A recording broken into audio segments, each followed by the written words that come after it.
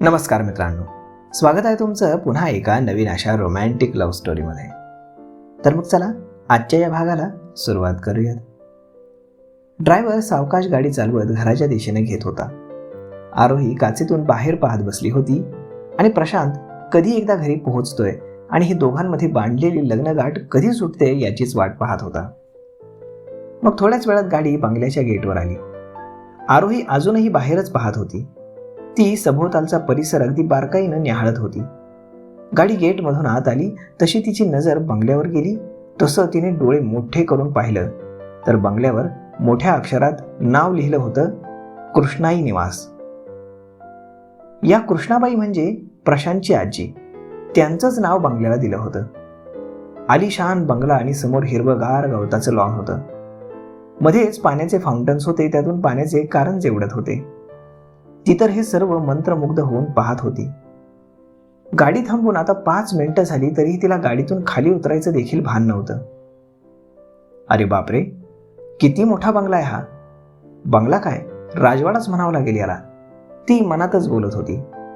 तो गाडीतून बाहेर निघण्याचा प्रयत्न करत होता, पण तिच्या साडीच्या पदराला त्याच्या उपरण्याची गाठ बांधली असल्यामुळे त्याला पण पटकन बाहेर निघता येत नव्हतं. थोडा वेळ त्यानं वाट पाहिली आणि त्याच्या साईडनं त्यानं उपरणं खेचलं. तशी ती भानावर येत तोंड वाकडं करत गाडीतून बाहेर आली. नवरा नवरीच्या स्वागतासाठी सर्वजण दरवाजामध्ये उभे होते. तितक्यात श्रीधररावांची गाडी देखील गेटमधून आत आली. प्रशांत आत्याकडे पाहत म्हणाला, ए आतू, काय तुमचं करायचं असेल ना ते पटकन करून घ्या, मी फार थकलोय आता. तो जरा वैतागतच बोलला. आत्याचं मात्र त्याच्या बोलण्याकडे लक्षच नव्हतं. आत्या तर आरोहीच्या चेहऱ्याकडे अगदी बारकाईनं निरखून पाहत होती. अगं वहिनी, आपण पाहिलेली मुलगी ही नाही दिसत. म्हणजे मोनिका नाही, ही दुसरीच कोणतरी मुलगी वाटते. आत्या आरोहीच्या तोंडाकडे पाहत आश्चर्यानं म्हणाली. आरोहीला आत्याचं असं बोलणं ऐकून कसं तरीच झालं. पण आता आलिया भोगासी असावे सादर म्हणतात ना, तशी अवस्था आरोहीची झाली होती. तेवढ्यात श्रीधरराव आणि सुमित्रा तिथं आले. सुमित्रा साधना आत्याकडे पाहत म्हणाल्या, तुम्हाला जे काही विचारायचं ना ते तुमच्या भावाला विचारा. मलाही हाच प्रश्न पडलाय. प्रशांत पण बाबांकडे प्रश्नार्थक नजरेनं पाहत होता. श्रीधररावांनी एकदा सर्वांच्या चेहऱ्यावरून आपली नजर फिरवली आणि पुढे सुमित्राकडे पाहत म्हणाले, तुला एकदा सांगितलं ना सर्व सांगतो म्हणून. आधी त्या दोघांचं औक्षण करून घ्या आणि त्यांचा गृहप्रवेश तरी करून घ्या. सर्वांना सर्व प्रश्नांची उत्तरं मिळतील. श्रीधरराव सगळ्यांच्या चेहऱ्यावरून नजर फिरवत म्हणाले. आरोहीला तर आता पुढे काय होईल याची भीतीच वाटत होती. मी सामान्य घरातील मुलगी, एवढ्या मोठ्यांच्या घरात मला जुळवून घेता येईल का? मोठ्या लोकांच्या वेगळ्याच चालीरीती. कसं होईल माझं आता? तिला टेन्शनच आलं होतं. आत्याबाई तर आरोहीकडे कसं नुसतं तोंड करून पाहत होत्या. बाजूलाच प्रशांतची मोठी काकू देखील उभी होती. दोघे पण तिथेच थांबा, मी औक्षणाचं ताट घेऊन येते, असं म्हणून काकू पटकन आत पळाल्या. प्रशांत तर आज दिवसभर उभा राहूनच वैतागून गेला होता. नवीन नवऱ्याच्या चेहऱ्यावर आनंद दिसतो, तो तर याच्या चेहऱ्यावर कुठेच दिसत नव्हता. आरोहीच्या बाबतीत देखील तसंच होतं. काकू आरतीची थाळी घेऊन आल्या. त्यांनी दोघांचंही औक्षण केलं. उंबरठ्यावर तांदूळ भरलेलं मापटं ठेवलं आणि आरोहीकडे पाहत म्हणाल्या, पोरी, उजव्या पायानं माप ओलांडून लक्ष्मीच्या पावलांनी घरात प्रवेश कर. तितक्यात तन्वी पुढे येत म्हणाली, थांब वहिनी, आधी आमच्या दादाचं नाव उखाण्यात घे आणि मगच घरात प्रवेश कर. आता मात्र आरोही बावरली, कारण तिला उखाणे वगैरे काहीच माहीत नव्हतं. अहो, मला नाही येतो उखाणा, ती जरा दबकतच म्हणाली. बघ वहिनी, उखाणा नाही घेतलास तर तुला आम्ही घरात घेणार नाही. तन्वी दरवाजाला आडवा हात लावत म्हणाली. अरे देवा, आता मी कधी उखाणा वगैरे असले प्रकार ऐकलेच नाहीत, आणि हे काय आता नवीनच. वाचव रे कृष्णा वाचव, ती मनातच बोलत होती. तितक्यात प्रशांतची आई पाठीमागून तिच्या कानात कुजबुजून काहीतरी सांगू लागली. सर्वांच्या मग आग्रहाखातर शेवटी आरोहीनं सुमित्रांनी सांगितलेला उखाणा घेतला. माहेरी साठवले मायेचे मोती, प्रशांतचं नाव घेऊन जोडते नवी नाती. वा वा, खूप छान. ए दादा, आता तुझा नंबर. तन्वी प्रशांतकडे पाहत म्हणाली. तनू बेटा, आता बास कर. श्रीधरराव तन्वीकडे पाहत म्हणाले, कारण त्यांना माहीत होतं प्रशांत आता वैतागलाय. आरोहीनं अलगद उजव्या पायानं माप ओलांडून घरात प्रवेश केला. प्रशांत दोघांची बांधलेली गाठ दाखवत तन्वीला म्हणाला, तनू, आता ही पण सोड ना. प्रशांत आजीचे आशीर्वाद घेतलेस का आधी? दोघेही आजीच्या रूममध्ये जाऊन आजीला नमस्कार करून या आणि मग घरातल्या देवाला नमस्कार करून ती गाठ सोडायची असते. प्रशांतची आई सुमित्रा तिला समजावण्याच्या सुरात म्हणाल्या. तो देखील होकारार्थी मान डोलावत आजीच्या रूमच्या दिशेनं जायला निघाला. आरोही तर इकडे तिकडे कुतूहलानं घर पाहत होती. अरे बापरे, किती मोठा यांचा बंगला आहे. या बंगल्यातल्या एका खोली एवढं तर आमचं घर आहे. आधुनिक फर्निचर आणि कितीतरी महागड्या वस्तू होत्या. सर्व सुखसुविधांनी सज्ज असा तो बंगला होता. आरोही सर्व वस्तूंचं बारकाईने निरीक्षण करत होती. ती सर्व पाहत हळूहळू चालत होती. हे पाहून त्यानं तिला पुढे खेचलं. पुन्हा ती समोर पाहत त्याच्या मागे चालू लागली. तिला त्याच्या अशा खेचण्याचा राग येत होता, पण काय करणार. या नवीन घरात अजून तिला काहीच माहीत नव्हतं, त्यामुळे तो खेचत जाईल तिकडे त्या बिचारीला जावं लागत होतं. आजीच्या रूमचा दरवाजा नेहमीचा नुसता पुढे लोटलेला असायचा, हे प्रशांतला माहीत होतं. त्यानं दरवाजा आत ढकलून दोघांनी आजीच्या रूममध्ये प्रवेश केला.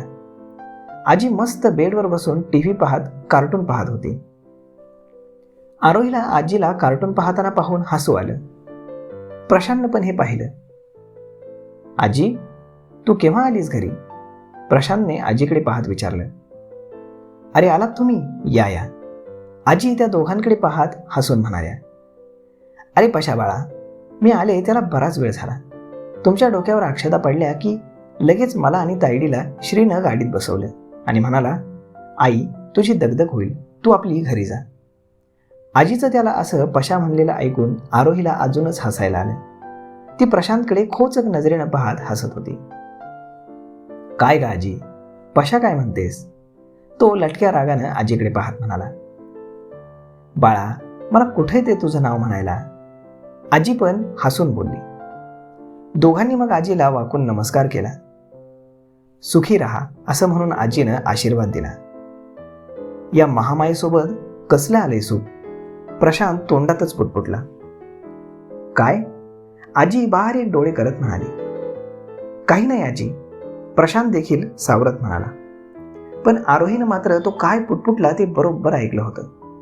तिनं पण त्याच्याकडे पाहून तोंड वाकडं केलं. त्यानंतर मग दोघेही खेचाखेची करत पुन्हा देवघरात आले. आरोहीनं डोळे मिटून देवापुढे हात जोडले. देवाला नमस्कार करून दोघे बाहेर हॉलमध्ये आले. सर्वजण एकत्रच हॉलमध्ये बसले होते. तितक्यात साधना आत्या म्हणाल्या, बोल आता दादा. आले ते दोघे. आत्या, आधी ही गाठ सोड, प्रशांत पुन्हा वैतागून म्हणाला. मग तन्वीने पुढे होऊन गाठ सोडली तसा दोघांनी पण सुटकेचा निश्वास टाकला. आता सर्वजण श्रीधररावांकडे प्रश्नार्थक नजरेनं पाहत होते. ते आता पुढे काय सांगतायत ते ऐकण्याची सर्वांनाच उत्सुकता लागली होती. श्रीधरराव आरोहीच्या जवळ जात म्हणाले, आरोही, तू या घरात नवीन आहेस, पण तू घाबरू नकोस, मी आहे. आधी तुला मी आपल्या फॅमिलीची ओळख करून देतो. अरे दादा, आपल्या प्रशांतचं लग्न तर मोनिकाशी ठरलं होतं ना, मग ही आरोही मध्येच कशी आली? आत्या त्याचं बोलणं तोडत मध्येच म्हणाली. साधना, तू ऐकून घेशील का? तुम्हाला मी म्हणालो ना, मी सर्व सांगतो. आधी तिला आपल्या सर्वांची ओळख करून द्यायला नको का? श्रीधरराव साधना आत्याला शांत करत म्हणाले.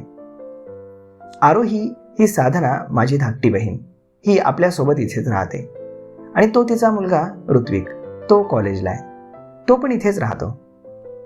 आणि हे माझे मोठे भाऊ किसन दादा, त्यांना आम्ही सर्वजण दादासाहेब म्हणतो. आणि ते या माझ्या मोठ्या वहिनी सविता वहिनी, हे दोघे गावी असतात. गावचं घर जमीन ते सर्व तेच पाहतात. आरोहीनं त्या दोघांना वाकून नमस्कार केला. आणि ही तन्वी, दादासाहेबांची धाकटी मुलगी, म्हणजे आमच्या घरातलं शेंडेफळ.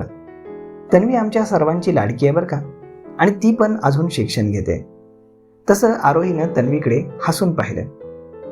आणि हा तन्वीचा मोठा भाऊ तेजस, आणि ही त्याची बायको सायली. तेजस आणि प्रशांत आपला बिझनेस सांभाळतात. सायली आणि तेजस आपलं घर सांभाळतात.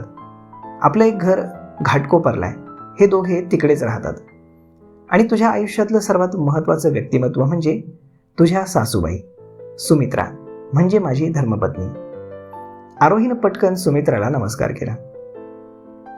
अहो, पण आता आम्हाला तिची ओळख करून द्याल की नाही? सुमित्रा श्रीधररावांकडे पाहत उत्सुकतेनं म्हणाल्या. हो श्री, तू सांगितलंस म्हणून मी आतापर्यंत शांत बसलो. आता तरी सांग बाबा, काय झाले ते? दादासाहेब श्रीधररावांकडे पाहत म्हणाले. दादासाहेब आणि आजी श्रीधररावांना श्री म्हणूनच संबोधतात. आणि हो, तू आजीला भेटून तिला नमस्कार करून आलीस ना, ती माझी आई. ती कधीतरी अधूनमधून हवा पालटायला गावी जाते, नाहीतर इतर वेळ इथेच असते आपल्यासोबत. ते सर्वांकडे पाहत म्हणाले. आता तुम्हा सर्वांना हिची ओळख करून देतो. सर्वजण उत्सुकतेनं श्रीधररावांकडे पाहत होते. ही आरोही जयवंत शिवलकर. तिचं नाव सांगितल्याबरोबर काय, असं म्हणून सर्वजण आश्चर्यचकित होऊन म्हणाले. प्रशांत तर स्तब्ध होऊन कान देऊन सर्व ऐकत होता. हो, दिवसभर लग्नाचे सर्व विधी मोनिका आणि प्रशांत सोबत पार पडले, पण ऐन लग्नाच्या वेळी मोनिका कुठेतरी गायब झाली, कोणालाही माहीत नाही. तिच्या आईबाबांनी तिचा सर्वत्र शोध घेतला, पण ती सापडली नाही. त्यानंतर आरोहीला तिनं फोन केला आणि ती कुठे गेली ते देखील तिला नीटसं सांगितलं नाही. तिच्याजवळ तिनं फक्त एक निरोप दिला होता, तो म्हणजे माझी काळजी करू नका आणि माझा शोध घेऊ नका. आणि मी आत्ता पण थोड्या वेळापूर्वी विजयला फोन केला होता. अजूनही मोनिकाचा काहीही फोन लागलेला नाही, काहीही पत्ता नाही. सर्वजण अवाक होऊन श्रीधररावांचं बोलणं ऐकत होते. श्रीधरराव मग थोडं थांबून पुढे म्हणाले. या पोरीच्या बाबांची आणि तिची विनवणी करून मी तिला लग्नाला उभं राहण्यासाठी तयार केलं. या पोरीनं माझं म्हणणं मान्य करून आज सर देशमुख घराण्याची इज्जत वाचवली. ती जरी सर्वसामान्य घरातील मुलगी असली तरी तिनं आज आपल्यासाठी असामान्य असा निर्णय घेतलाय. आणि हो, तुम्हा सर्वांना मी आज एक गोष्ट निक्षून सांगतो. आरोहीला तिच्या स्टेटसवरून किंवा तिच्या माहेरच्या परिस्थितीवरून किंवा अजून कुठल्याही गोष्टीवरून कुणी काहीही बोललेलं मी खपवून घेणार नाही. आणि अजून एक, तिचं शिक्षण अजून पूर्ण झालेलं नाही, त्यामुळे उद्यापासून ती आपल्या घरूनच तिचं अर्धवट शिक्षण पूर्ण करेल, तसा मी शब्द तिच्या बाबांना आणि तिला दिलेला आहे. आपल्याला जशी आपली तन्वी आहे तशीच आरोही देखील. ही गोष्ट सर्वांनी लक्षात ठेवायची. एवढं बोलून श्रीधरराव एक दीर्घ श्वास टाकत सोफ्यावर बसले. वा पोरी, आज तुझ्या निर्णयामुळे सर देशमुख घराण्याची इज्जत वाचली, दादासाहेब सोफ्यावरून उठत म्हणाले. आणि मी पण श्रीच्या मताशी सहमत आहे. तिला कोणी काहीही बोललेलं मला चालणार नाही, दादासाहेब सर्वांकडे पाहत म्हणाले. सुमित्रा आणि प्रशांतची काकू सविता दोघी देखील आरोहीच्या जवळ जाऊन तिचे आभार मानू लागल्या. बाळा, खरंच तू खूप मोठा निर्णय घेऊन आमची आबरू वाचवलीस. आजपासून तू आमची सून नाही तर आमची मुलगीच आहेस, सविता सुमित्राला म्हणाल्या. आणि सुमित्रा आता तिला आराम करू दे म्हणाल्या. ए तन्वी, जाग. आरोहीला प्रशांतची रूम दाखव, सुमित्रा तन्वीकडे पाहत म्हणाल्या. आरोही, तू आता कसलीच काळजी करू नकोस, जा आराम कर, सुमित्रा आरोहीच्या डोक्यावरून हात फिरवत म्हणाल्या. इकडे प्रशांत तर सर्व ऐकून शॉक लागल्यासारखा स्तब्ध झाला होता. तो खरं तर बाबांना सांगणार होता की मला या मुलीशी संसार करायचा नाही, माझं आणि हिचं जमणार नाही, पण सर्व उलटच झालं होतं. आता तर हिला काही बोलता देखील येणार नाही. देवा, इथे पण मलाच फशी पाडलंस का रे तू? तो वर पाहून मनातच म्हणाला आणि आपल्या नशिबाला कोसू लागला. इकडे तन्वी आरोहीला प्रशांतच्या रूम मध्ये घेऊन गेली. ही महामाया तर इथे पण भाव खाऊन गेली. कसं होणार देवा आता माझं? प्रशांत तन्वी आणि आरोही गेल्या त्या दिशेनं पाहत म्हणाला. तन्वीनं आणि आरोहीनं रूम मध्ये प्रवेश केला. आरोही तर सगळीकडे मोठे डोळे करूनच पाहत राहिली. एवढी मोठी बेडरूम तिनं कधी स्वप्नातही पाहिली नव्हती. बेडरूम मधील एक एक वस्तू ती बारकाईने निहाळत होती. तिचं घर पण या बेडरूमपेक्षा लहान होतं. हे सर्व पाहता पाहता तिची नजर बेडच्या मागच्या वॉलवर मधोमध थोड्यावरती लावलेल्या प्रशांतच्या फोटोवर पडली. तसा तिच्या मनात प्रशांतचा विचार आला. यार, सर्व मस्त आहे, पण हा बावळट मूर्ख मुलगा याचं काय? ही तर याची बेडरूम आहे. ती तोंडातच पुटपुटली. वहिनी, हे बघ, हा वॉर्डरोब, तुला हव्या असणाऱ्या सर्व वस्तू इथे आहेत. मी जाते का, तू फ्रेश होऊन घे आणि आराम कर. तिनं हो म्हणून तन्वीकडे पाहून मान डोलावली. आरोहीनं त्या मऊशार बेडवर आपलं अंग टाकून दिलं. यार, कसलं भारी वाटतंय आणि केवढा मोठा बेड आहे हा. लग्नाआधी बेडरूमची स्वप्न पाहिली होती, पण एवढी मोठी बेडरूम स्वप्नातही पाहिली नव्हती. बरोबर, छोट्या लोकांची स्वप्नही छोटीच, बरोबर ना? तिनं आपल्याच डोक्यावर टपली मारत स्वतःशी ती पुटपुटली. थोड्या वेळासाठी ती खूप खुश होती, पण प्रशांतचा विचार तिच्या मनात येताच पुन्हा ती विचारात पडली. आरू, या खडूस मुलासोबत तुला या रूममध्ये राहावं लागणार आहे. ती आता सिरियस होऊन विचार करू लागली. नाही, मी आणि हा खडूस नाही, मला नाही जमणार याच्यासोबत एका रूममध्ये राहायला. देवा वाचव रे मला, काय होणार माझं, ती वर पाहत म्हणाली. अरे पण मी एक गोष्ट विसरलेच, हा तर आता माझा नवरा आहे आणि हा जर का नवऱ्याचा हक्क दाखवायला माझ्या जवळ आला तर मग मी काय करू? आता मात्र ती टेन्शनमध्ये आली. ती एकदम बेडवरून उठून बसली आणि तिच्या चेहऱ्यावरचा आनंद अचानक मावळला. त्यानं काहीही करू दे, पण या बाबतीत मी त्याची मनमानी खपवून घेणार नाही. माझ्या शरीराला हात सुद्धा मी लावू देणार नाही, ती मनाशीच बोलत होती. तर मग मित्रांनो, आजचा हा भाग आपण इथेच थांबूयात. पण तुम्हाला आता काय वाटतं? आता पुढे जाऊन फार मोठी मजा येणार आहे, कारण आत्ता तर तिच्या मनामध्ये गोष्ट फिरायला लागली. आता पुढे जाऊन काय होईल हे पाहणं फारच इंटरेस्टिंग आहे. त्यामुळे तुम्ही आत्ता चॅनलला सबस्क्राईब करा आणि व्हिडिओला लाईक आणि शेअर करायला अजिबात विसरू नका. आपण भेटूयात पुढच्या एका नवीन व्हिडिओमध्ये. तोपर्यंत धन्यवाद.